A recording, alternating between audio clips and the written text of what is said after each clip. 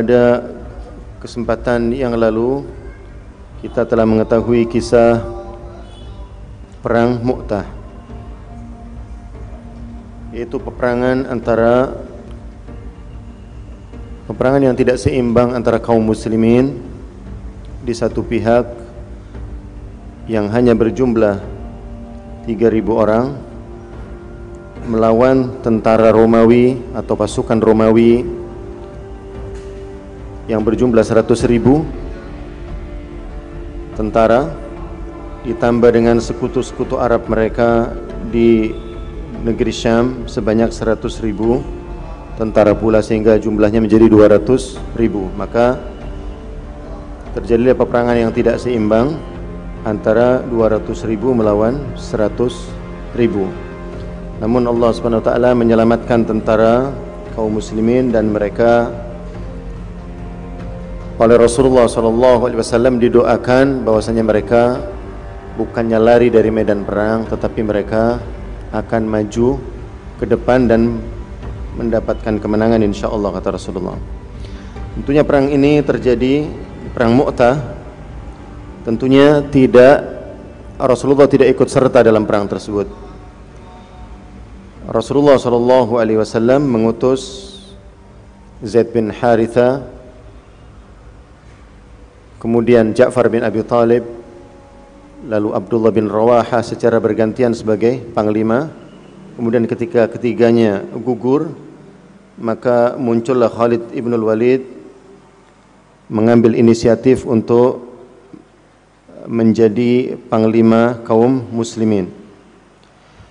Peristiwa ini terjadi pada bulan Jumada al-Ula tahun 8 Hijriah.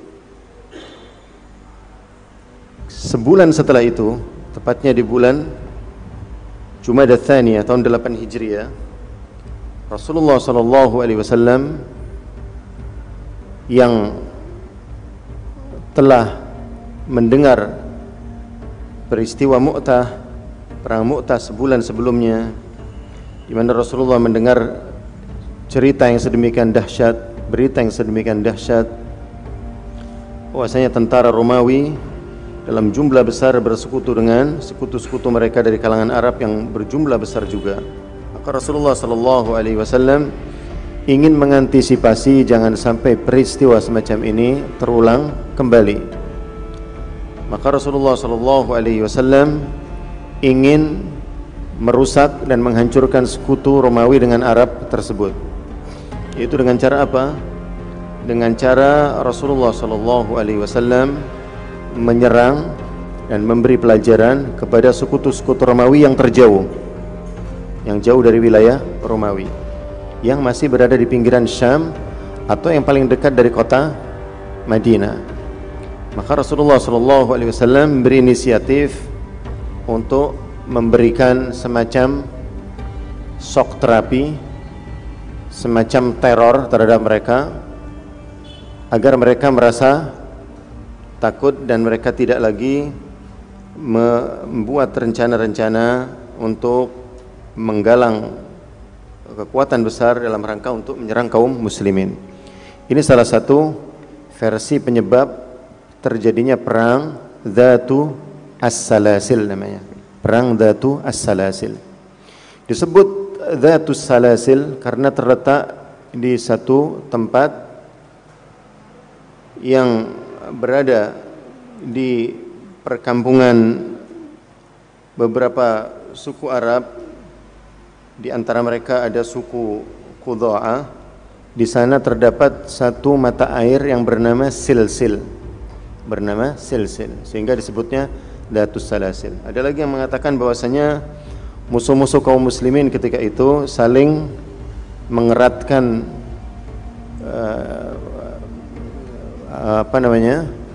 mengeratkan satu sama lain di antara mereka dengan tali, sehingga agar mereka tidak lari dari medan perang. Dalam bahasa Arab, silsilah itu artinya rantai, sehingga perang ini disebut dengan Dhatus Salasil. Akan tetapi yang benar bahwasanya disebut Dhatus Salasil karena nama mata air di tempat tersebut yang bernama Silsil. Jemaah sekalian, ketika itu di bulan Jumadats Tsaniyah, Rasulullah sallallahu alaihi wasallam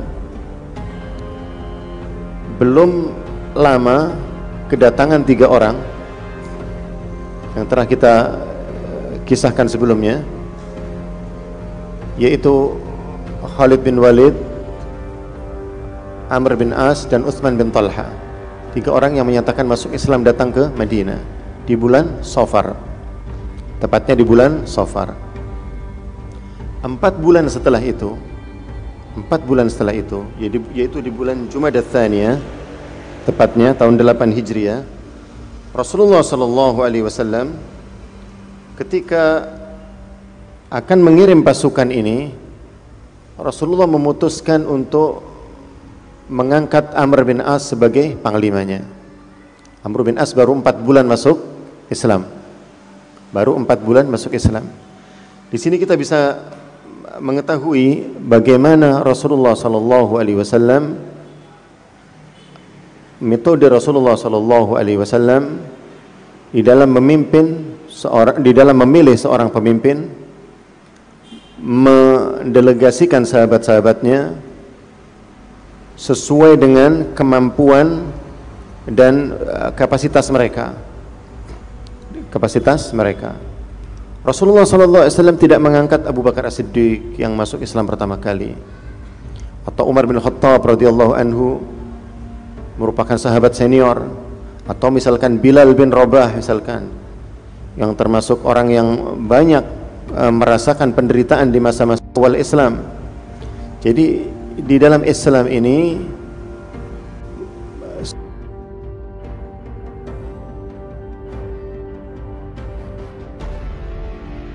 seorang pemimpin tidak diangkat berdasarkan senioritas. Siapa yang lebih senior, maka dengan sendirinya dia memangku jabatan, tidak. Tetapi dipilih karena kemampuannya, karena skill yang dimilikinya. Karenanya Rasulullah SAW ketika Amr bin As masuk Islam dan Khalid bin Walid masuk Islam, Rasulullah sangat bergembira karena ini orang-orang istimewa yang memiliki skill, kemampuan yang luar biasa di atas rata-rata orang lainnya.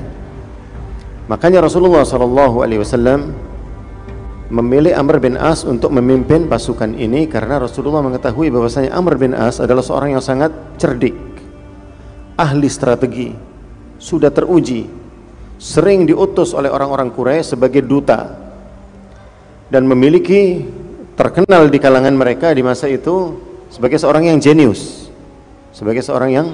yang sangat cerdik. Maka Rasulullah memerintahkan seseorang untuk memanggil Amr bin As agar memakai pakaiannya dan membawa senjatanya.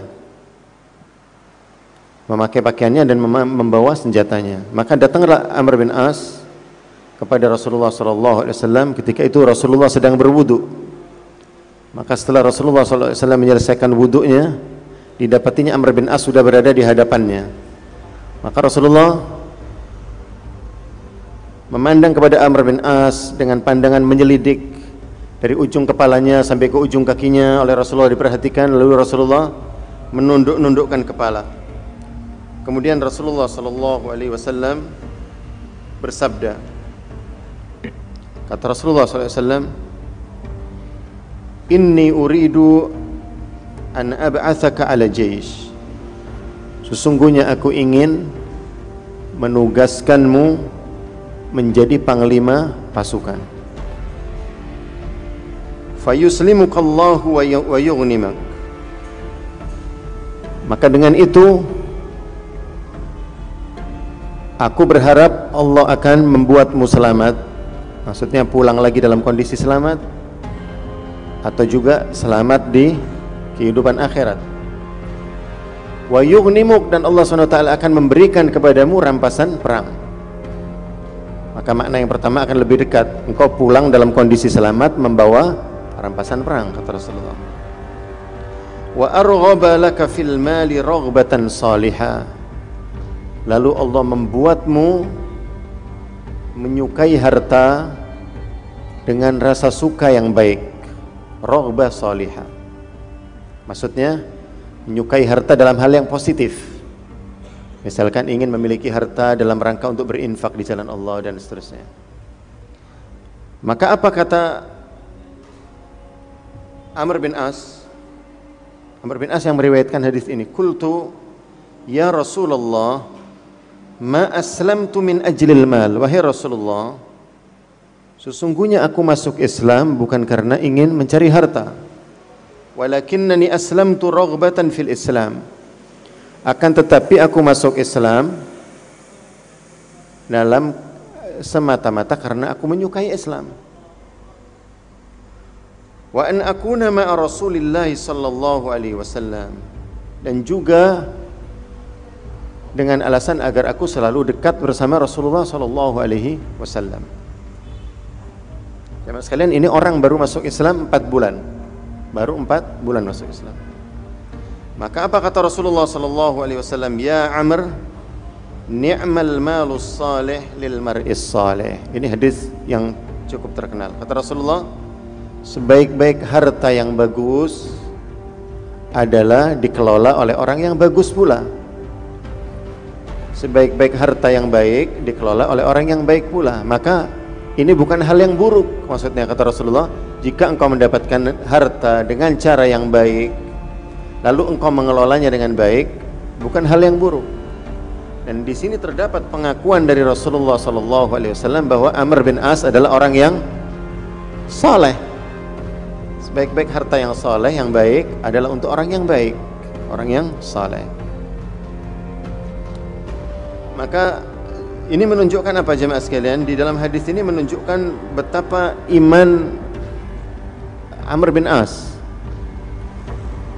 Di sini diuji oleh Rasulullah SAW, dijadikan seorang panglima, kemudian oleh Rasulullah dimotivasi dengan harta, sehingga di sini terlihatlah seseorang ini motivasi aslinya, motivasi asli dari seseorang. Tetapi ujian ini berhasil dilewati oleh Amr bin As. Dan memang ini adalah bukan sekedar dia mampu untuk, istilahnya kalau seseorang melewati satu jalan yang penuh dengan ranjau, penuh dengan jebakan, dia berhasil melewati jebakan. Bukan itu. Tetapi memang aslinya dia memang masuk Islam karena berdasarkan keimanan, karena keyakinan, karena dia mantap ternyata memang Islam benar. Kisahnya sudah kita ketahui bagaimana dia masuk Islam melalui perantara An-Najasyi, raja Ethiopia, Habasya, yang meminta dia agar menggunakan akalnya. Engkau adalah bukan orang bodoh, engkau adalah orang yang pintar. Pikirkan, renungkan. Apa engkau selama ini memang berada di atas kebenaran? Mengapa engkau biarkan ada seorang nabi di negerimu lalu engkau memusuhinya? Bukannya engkau beriman, kata An-Najasyi. Maka dia pun akhirnya termotivasi sehingga dia masuk Islam atas kehendaknya sendiri, bukan karena satu motivasi duniawi, tetapi karena keimanan, karena rasa suka terhadap Islam itu sendiri. Sehingga di sini terlihatlah keimanan Amr bin As, aku masuk Islam bukan untuk mencari harta, tetapi karena aku suka pada Islam itu dan karena aku ingin dekat denganmu wahai Rasulullah. Maka diutuslah Amr bin As untuk membawa pasukan menuju ke negeri Syam. Jadi kalau kita pernah sempat singgung perang Wadil Qura. Jadi kalau kita membayangkan di sini kota Madinah, di sini Wadil Qura, setelahnya Dzatus Salasil, setelahnya lagi baru Mu'tah, tempat pertempuran yang terakhir kita kisahkan kemarin. Jadi di antara Wadil Qura dan Mu'tah, dari kota Madinah menuju ke Dzatus Salasil sekitar 10 hari perjalanan. 10 hari perjalanan.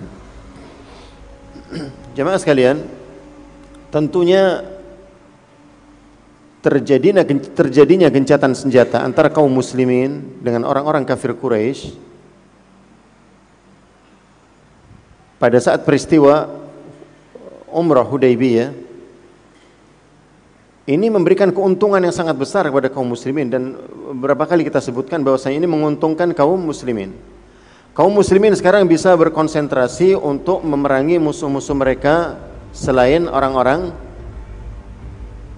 selain penduduk kota Makkah. Dengan adanya perjanjian gencatan senjata ini, kaum muslimin dari arah kota Makkah sudah tidak pernah memikirkan akan adanya serangan. Tidak adanya serangan. Terutama setelah jumlah kaum muslimin semakin besar. Jumlah kaum muslimin semakin banyak. Dan kaum muslimin menampakkan kekuatan mereka yang kita kisahkan pada pertemuan yang lalu, berperang dengan jumlah 3.000 melawan 200.000, dengan berhasil pulang lagi ke negeri mereka hanya gugur 12 orang. Ini menjadi buah bibir dan menjadi pembicaraan di seluruh masyarakat Arab. Maka ini menguntungkan kaum muslimin, menjadikan reputasi mereka semakin baik. Reputasi mereka semakin baik dan semakin diperhitungkan sebagai kekuatan baru yang muncul di kala itu. Jika di waktu itu ada dua negara superpower, yaitu Romawi Timur dan Persia, maka ini kaum muslimin merupakan pendatang baru yang belum lama tetapi sudah patut untuk diperhitungkan, karena mereka memiliki keberanian yang sedemikian rupa. Bukannya mereka didatangi musuh di kampung halaman mereka, bahkan mereka yang mendatangi musuh, menyongsong musuh di kampung halaman mereka. Sebagaimana dikatakan oleh kaum muslimin, dikatakan oleh Rasulullah sallallahu alaihi wasallam, setelah Rasulullah sallallahu alaihi wasallam menghancurkan Bani Quraidah, Rasulullah mengatakan, sekarang kita menyerang, bukan diserang. Sekarang kita memerangi, bukan diperangi. Jadi mengambil inisiatif untuk menjemput bola, tidak menunggu diserang musuh. Tetapi Rasulullah lebih memilih lebih ofensif, lebih aktif, lebih agresif. Maka apa jamaah sekalian? Diutuslah Amr bin As dengan 300 tentara untuk pergi ke suku Qudha'ah, karena menurut versi cerita yang lain, suku Qudha'ah sedang menggalang kekuatan untuk menyerang kota Madinah.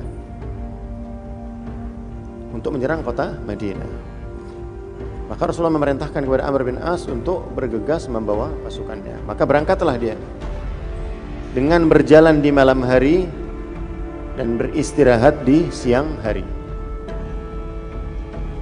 Berjalan terus. Apa tujuannya?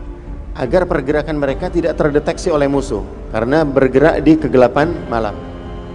Sementara di siang hari mereka beristirahat, dan dengan demikian musuh tidak dapat mendeteksi mereka karena tidak ada pergerakan di siang hari, tidak terlihat.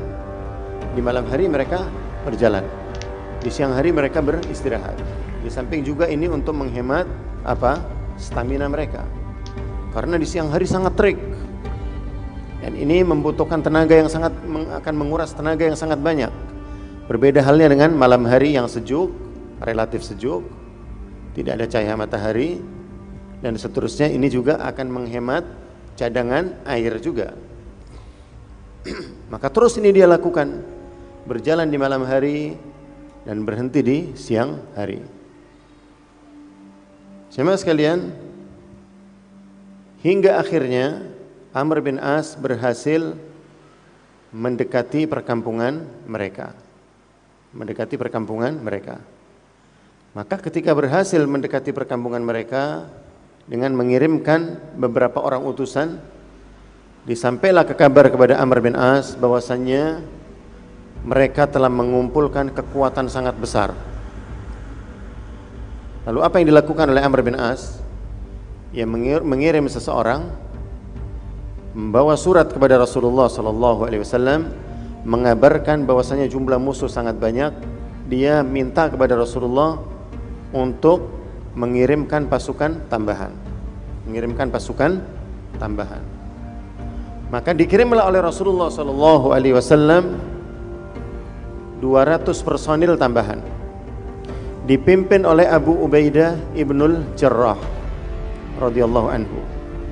Di dalam pasukan yang terdiri dari 200 personil ini terdapat Abu Bakar Siddiq, Umar bin Khattab, ada sahabat-sahabat dari kalangan Ansar dan Muhajirin. Dan Rasulullah sallallahu alaihi wasallam sebagaimana memberikan kepada Amr bin As, Rasulullah juga memberikan kepada Abu Ubaidah ibn al-Jarrah panji perang. Panji perang itu dipegang oleh panglima. Sehingga apa kesannya? Ada 2 panglima di sini. Kesannya ada 2 panglima. Tetapi Rasulullah menitipkan pesan kepada Abu Ubaidah ibn al-Jarrah. Kata Rasulullah sallallahu alaihi wasallam, hendaklah kalian senantiasa satu kata dan jangan kalian berselisih. Jangan kalian berselisih. Ini sesuai dengan wasiat Allah Subhanahu wa taala di dalam Al-Qur'an. Kata Allah Subhanahu wa taala, "Wala takhtalifu fatafshalu wa tadhhab rihukum." Jangan kalian berselisih, maka niscaya kalian akan gagal dan kekuatan kalian akan menguap lenyap. Tidak boleh berselisih di dalam tubuh pasukan kaum muslimin. Tidak boleh ada percekcokan. Maka datanglah Abu Ubaidah bin al-Jarrah dengan 200 personil untuk mendukung pasukan Amr bin As, sehingga jumlah pasukan menjadi 500 personil.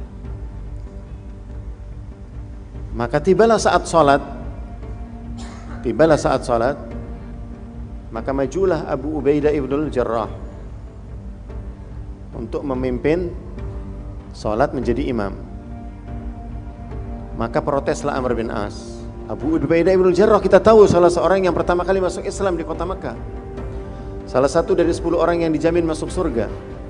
Seorang yang sangat lembut hatinya, sangat sopan tutur katanya, terkenal. Dan sikapnya pun sangat lembut, bukan orang yang keras.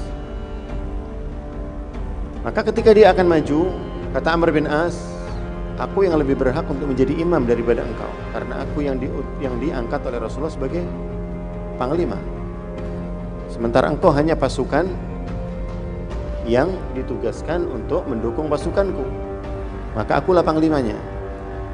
Maka orang-orang yang berada di pasukan Abu Ubaidah bin al-Jarrah berkata, engkau panglima pasukanmu dan Abu Ubaidah adalah panglima pasukannya. Kata mereka. Kata Amr bin As, tidak. Kalian diutus oleh Rasulullah atas permintaanku untuk mendukung pasukanku. Maka akulah yang menjadi imam dan akulah panglimanya. Maka mengalahlah Abu Ubaidah ibnu al-Jarrah. Kata Abu Ubaidah ibnu al-Jarrah, sesungguhnya Rasulullah telah berwasiat agar kita tidak berselisih.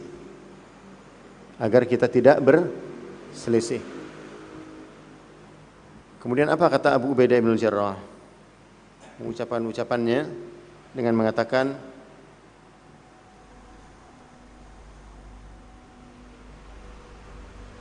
menunjukkan tawaduknya, dia mengatakan,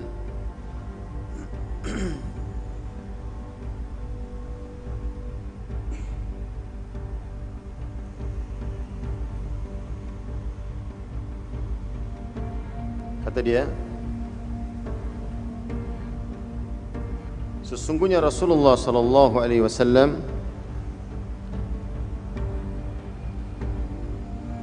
telah berpesan kepadaku dengan mengatakan, idza qadimta ala sahibika fatatawa'a wa la takhtalifa. Jika engkau telah sampai kepada sahabatmu, maksudnya kepada Amr bin As, maka hendaklah kalian berdua akur dan jangan berselisih, kata Rasulullah. Wa innaka wallahi in asaitani la uti'annak. Maka kata Abu Ubaidah bin al-Jarrah setelah membacakan hadis ini, dia berkata, demi Allah, seandainya engkau menyelisihiku, sungguh aku akan menaatimu. Lalu setelah itu Abu Ubaidah pun menaati Amr bin As, dan Amr bin As pun memegang kendali dan tetap menjadi imam. Ini menunjukkan betapa tawadhu'nya Abu Ubaidah ibnul Jarrah. Dia bisa saja mengatakan, aku lebih senior dari kamu, aku adalah ini, aku adalah itu, bisa saja, dan akan didukung oleh sahabat lainnya. Tetapi dia bukanlah seorang yang egois sehingga dia memaksakan diri untuk sekedar memperebutkan pucuk pimpinan. Tetapi dia lebih mengedepankan persatuan dan kekuatan tentara atau pasukan kaum muslimin. Maka dengan demikian tidak terjadi gejolak. Tidak yang ini egois, ingin menjadi pemimpin dibela oleh kelompoknya, oleh pasukannya, dan ini tetap bersikeras ingin menjadi panglima juga, kemudian dibela oleh kelompoknya, sehingga kedua pasukan ini menjadi pecah. Yang ada bukan kekuatan tetapi kelemahan. Maka salatlah Amr bin As menjadi imam.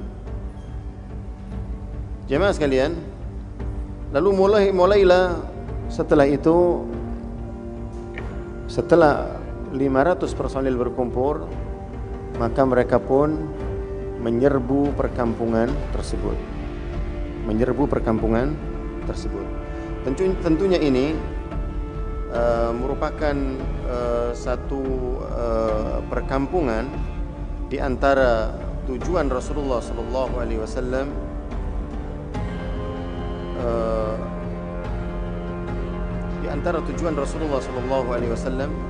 mengangkat Amr bin As sebagai panglima, karena nenek dari Amr bin As ini berasal dari perkampungan tersebut.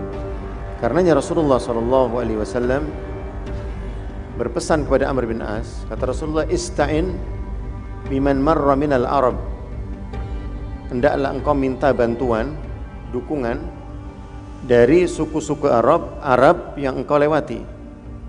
Suku-suku Arab yang engkau lewati. Dan dia melewati perkampungan neneknya. Akan tetapi mereka tidak mau, dan bahkan mereka termasuk perkampungan yang diserang oleh kaum muslimin, sehingga mereka yang tidak menyangka dengan kedatangan kaum muslimin tersebut, mereka menjadi berantakan dan lari kocar-kacir, sehingga mereka berhasil masuk sampai ke perkampungan mereka, sampai ke dalam, menyerbu di bawah pimpinan Amr bin As, sehingga mereka berhasil membuat musuh lari meninggalkan kampung halaman mereka. Kemudian setelah itu mereka berhadapan di kubu terakhir musuh, sehingga yang terjadi hanya saling panah memanah satu sama lain, dan akhirnya perang pun selesai, dan Amr bin As melarang pasukannya untuk mengejar musuh. Jemaah sekalian, setelah itu maka pasukan kembali lagi ke kota Makkah dengan membawa harta rampasan perang dan mendapatkan kemenangan secara gemilang. Jemaah sekalian, ada beberapa peristiwa dalam perang ini yang bisa kita ambil pelajaran darinya. Di antaranya adalah, yang pertama, kita telah mengetahui kisah Amr bin As ketika direkrut oleh Rasulullah SAW atau ditunjuk oleh Rasulullah SAW sebagai panglima. Kita bagaimana mengetahui keikhlasan Amr bin As dan keimanannya, sekalipun dia baru 4 bulan memeluk agama Islam, akan tetapi dia telah memiliki keimanan yang sedemikian kuat dan memiliki motivasi yang sedemikian luhur ketika oleh Rasulullah SAW dimotivasi dengan hal lainnya, yaitu agar engkau mendapatkan rampasan perang. Maka dia mengatakan, aku masuk Islam bukan karena harta, tetapi karena kecintaanku kepada Islam dan keinginanku untuk selalu dekat denganmu, wahai Rasulullah. Kemudian yang keduanya,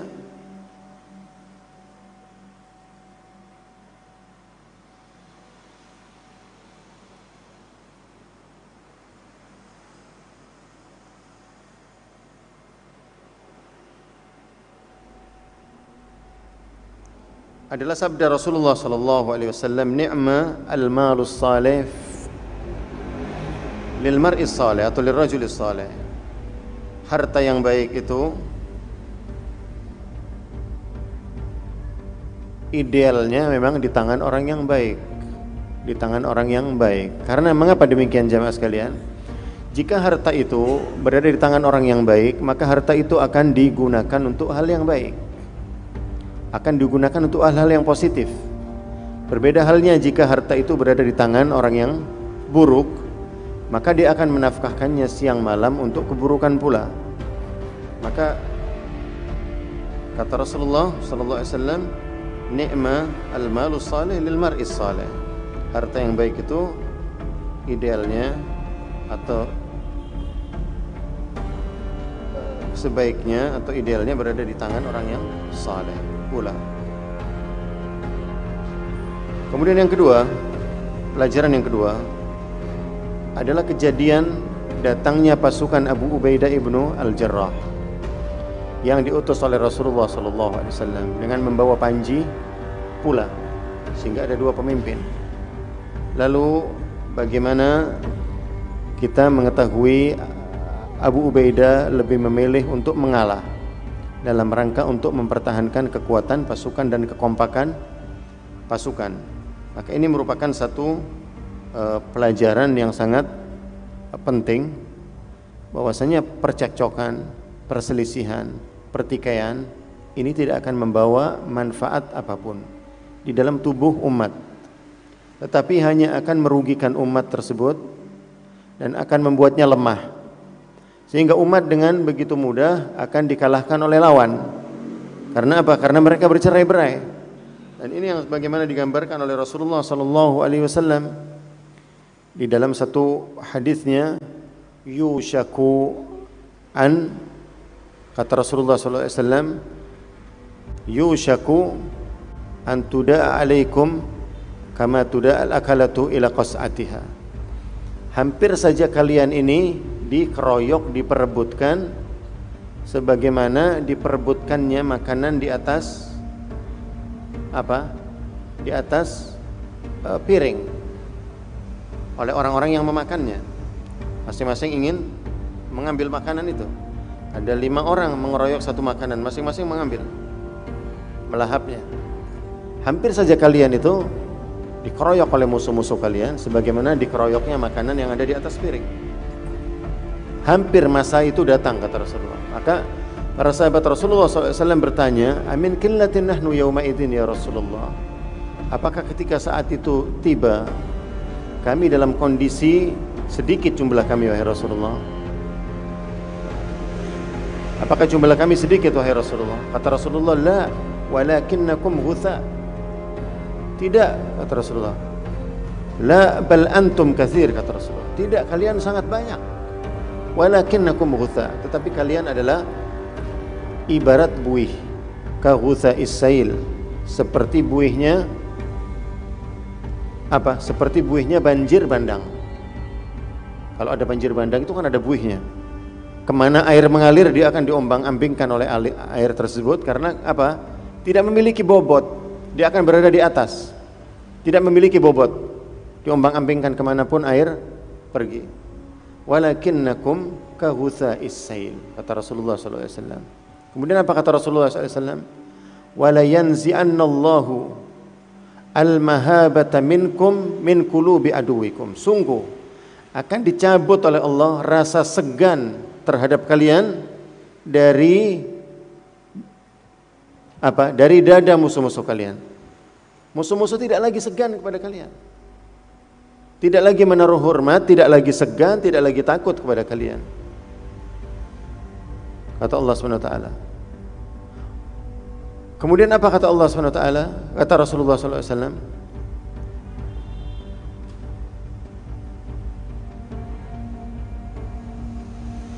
dan sungguh kata Rasulullah, Allah akan memasukkan ke dalam hati kalian penyakit wahan. Penyakit wahan. Kemudian sahabat bertanya, apa itu penyakit wahan wahai Rasulullah? Kata Rasulullah, yaitu cinta dunia, hubud dunia wa karihatul maut. Cinta dunia dan takut kepada kematian. cinta dunia dan takut kepada kematian. Ini akan menjadi penyakit. Akan menjadi penyakit bagi umat. Di sini jemaah sekalian, kita mendapatkan pelajaran terutama dari sahabat yang mulia Abu Ubaidah ibn al-Jarrah, bahwasannya persatuan jauh lebih penting daripada ambisi pribadi. Ini pun seandainya Abu Ubaidah ibn al-Jarrah memaksakan diri untuk menjadi panglima, maka dia tidak bisa disalahkan juga, karena Rasulullah pun menyerahkan panji perang kepada beliau. Maka dia cukup punya alasan untuk apa? Untuk bersikeras memimpin pasukan, karena dia diserahi panji perang juga. Tetapi dia tidak mau memaksakan diri, tidak mau mengedepankan ego pribadinya, tetapi dia lebih memilih untuk menjaga persatuan dan kesatuan pasukan kaum muslimin.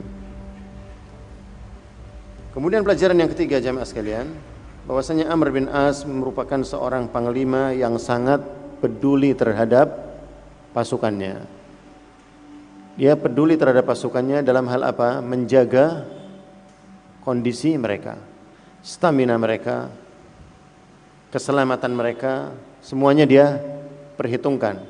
Dia tidak asal membawa pasukan menyerang lawan begitu saja untung-untungan, kalau menang alhamdulillah, kalau kalah ya sudah mati syahid. Tidak seperti itu. Tetapi dia menggunakan strategi, dia berhitung mana yang merugikan, mana yang menguntungkan, sehingga dia berjalan di malam hari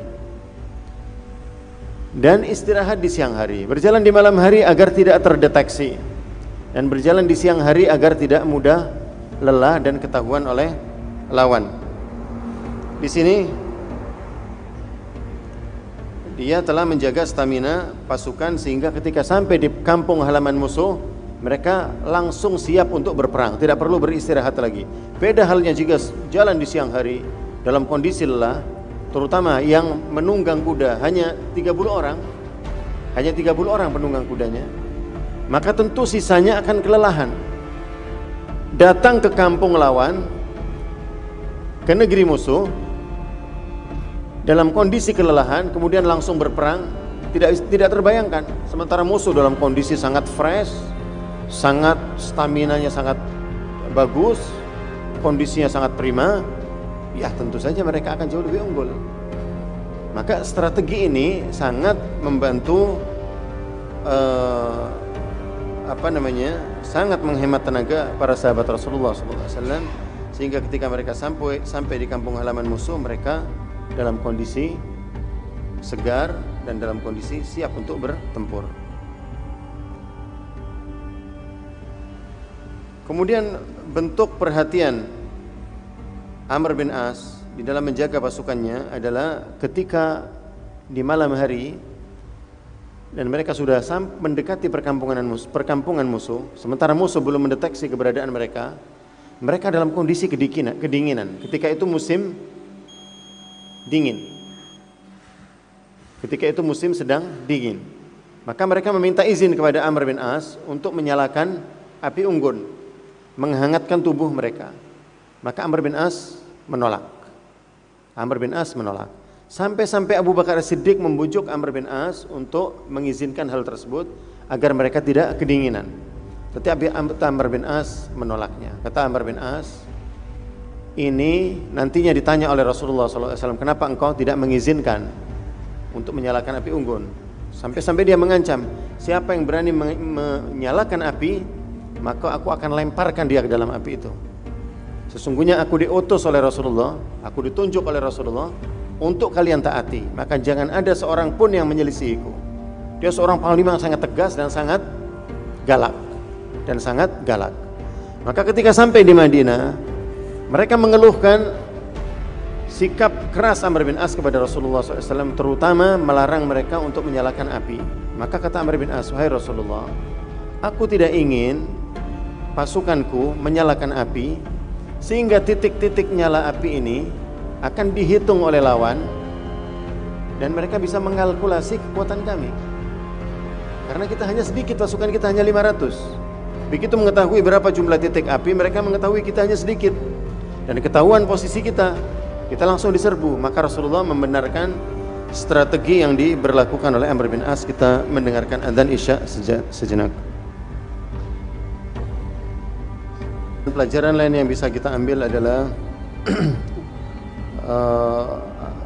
masih seputar bagaimana Amr bin As di dalam strategi yang dijalankannya ini, beliau ingin menjaga pasukannya dari kehancuran. Di antaranya adalah tatkala dia melarang pasukannya untuk mengejar musuh yang lari. Amr bin As melarang kaum muslimin yang berambisi atau berkeinginan untuk menghabisi musuh yang lari. Tetapi Amr bin As meminta mereka untuk menghentikan pengejaran. Dan mereka kembali lagi, sehingga mereka berkemah di Dhatus Salasil selama beberapa hari. Mengapa Amr bin As melarang mereka untuk mengejar musuh? Hal ini dikarenakan Amr bin As khawatir musuh menggalang kekuatan di tempat lain kemudian melakukan serangan balik terhadap mereka, sehingga mereka akan menjadi pihak yang kalah karena semangat berlebihan yang mereka perlihatkan. Maka kondisi bisa berbalik. Karenanya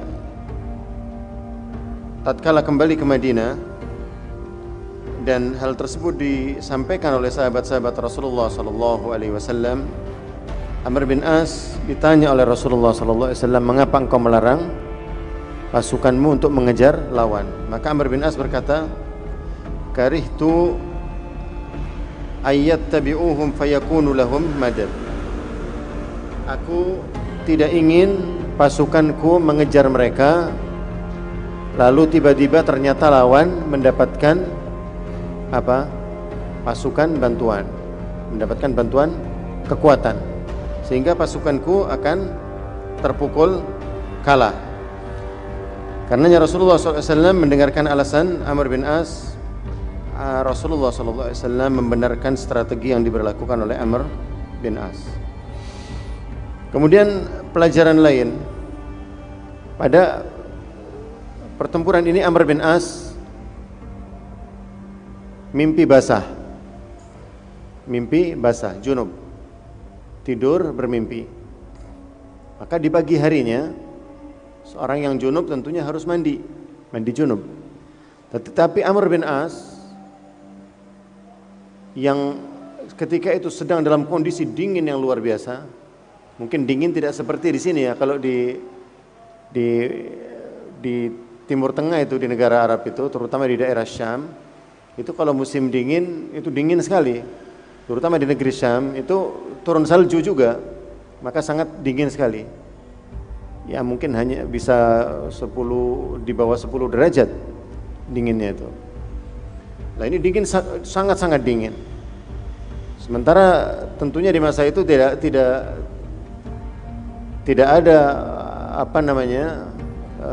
air hangat mungkin ataupun apa. Sehingga apabila seseorang yang memutuskan mandi di waktu malam atau di pagi hari, maka ini mungkin akan membahayakan kesehatannya. Maka Amr bin As memutuskan untuk bertayamum. Dia berijtihad bertayamum karena dia khawatir jika dia mandi dia akan sakit. Maka dia pun bertayamum. Dan hal ini diketahui oleh sahabat-sahabatnya, oleh pasukannya.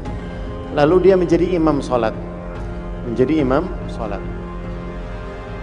Ketika sampai di Madinah, hal tersebut disampaikan kepada Rasulullah sallallahu alaihi wasallam. Maka Rasulullah SAW bertanya kepada Amr bin As, "Wahai Amr, apa alasanmu ketika itu bertayamum lalu engkau menjadi imam?" Maka kata Amr bin As, "Wahai Rasulullah, sesungguhnya aku mendengar Allah Subhanahu wa taala berfirman, wala taqtulu anfusakum innallaha kana bikum rahima." Dan janganlah kalian membunuh diri kalian sendiri, sesungguhnya Allah sangat kasih terhadap kalian, sangat sayang terhadap kalian. Maka aku khawatir jika aku mandi aku akan sakit dan akan celaka. Maka aku memutuskan untuk tayamum. Maka tertawalah Rasulullah SAW dan tidak menyalahkannya. Dalam kisah ini jamaah sekalian, ada beberapa hal yang bisa kita ambil pelajaran. Bahwasanya tayamum bahwasanya tayammum ini bisa menggantikan mandi, tidak hanya bisa menggantikan wudu. Dan ini dibahas dalam kajian-kajian fikih, bahwasanya tayammum bisa menggantikan mandi. Seseorang yang seharusnya mandi junub, tetapi karena ada larangan dari dokter untuk mandi, apakah karena ada luka di sekujur tubuhnya, maka dia boleh mengganti mandi junubnya dengan tayammum. Dalam satu pertempuran, dalam satu peperangan,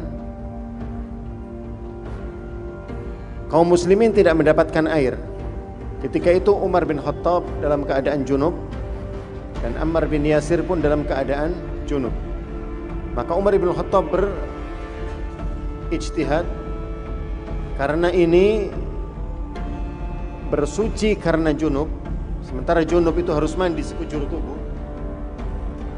Disebutkan dalam satu hadis yang meskipun hadis ini tidak sahih, bunyinya tahta kulli sya'ratin janabah, di bawah setiap rambut, helai rambut itu terdapat jinabah, sehingga air harus sampai ke seluruh tubuh. Maka Umar bin Khattab berijtihad berguling-guling di atas tanah sehingga seluruh tubuhnya kena debu. Sementara Amr bin As hanya cukup bertayammum wajah dan kedua telapak tangannya. Dan dibenarkan oleh Rasulullah sallallahu alaihi wasallam, karena tayammum untuk wudu ataupun tayammum untuk mandi sama tata caranya, tidak berbeda. Maka di sini menunjukkan bahwasannya orang atau tayammum bisa digunakan sebagai pengganti daripada mandi junub, di samping juga sebagai pengganti wudu. Kemudian yang kedua, bahwasanya di sini Amr bin As sekalipun baru 4 bulan masuk Islam, dia bisa berijtihad, bisa mengambil kesimpulan dari ayat Al-Qur'anul Karim. Ini menunjukkan apa? Menunjukkan betapa seriusnya dia ketika masuk Islam dan segera di dalam menuntut ilmu, mengejar ketertinggalannya, sehingga dia bisa mengambil kesimpulan dari ayat ini. Bisa mengambil kesimpulan dari ayat ini, dan Rasulullah SAW membenarkan ijtihadnya. Kemudian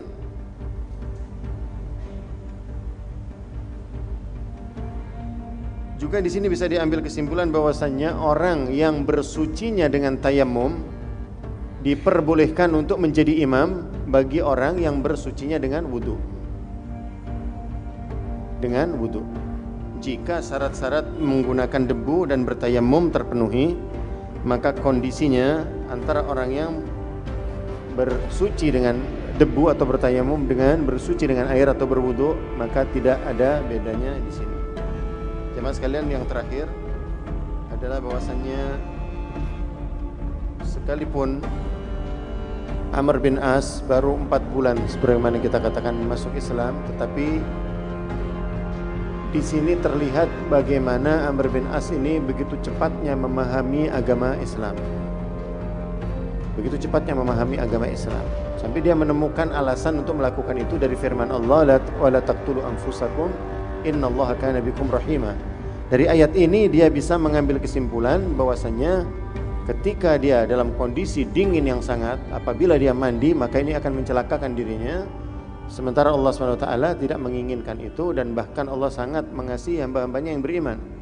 Maka di sini dia mengambil kesimpulan bahwasanya dengan bertayammum maka seseorang dibolehkan untuk mengganti mandi yang dapat mencelakakan atau merusak kesehatannya. Dan Rasulullah ternyata membenarkan hal ini.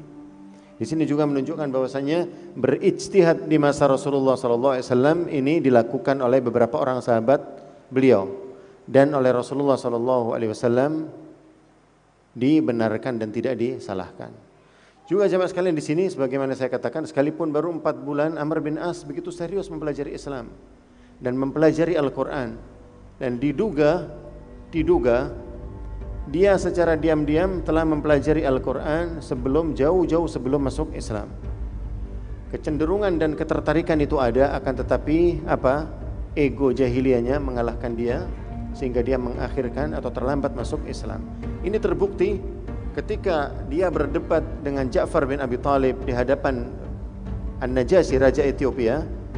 Di antara hal yang dia gunakan untuk memojokkan kaum muslimin adalah kisah tentang Maryam binti Imran, ibunda Nabi Isa alaihissalam, di mana dia menyampaikan kepada An-Najasyi bahwasanya kaum muslimin membawa cerita yang mengada-ada tentang ibunda Isa. Maka An-Najasyi tertarik dengan tuduhan tersebut dan meminta Ja'far mengisahkan apa yang kalian ketahui tentang Isa dan ibunya. Maka dibacakanlah. Jika seandainya Amr bin As tidak mengetahui bahwasanya ada kisah itu di Al-Quran, maka tidak akan tahu dia. Karena orang-orang Arab jahiliyah tidak mengetahui kisah-kisah Nabi sama sekali. Mereka tidak mengetahui kisah-kisah Nabi sebelum Rasulullah menyampaikan kepada mereka.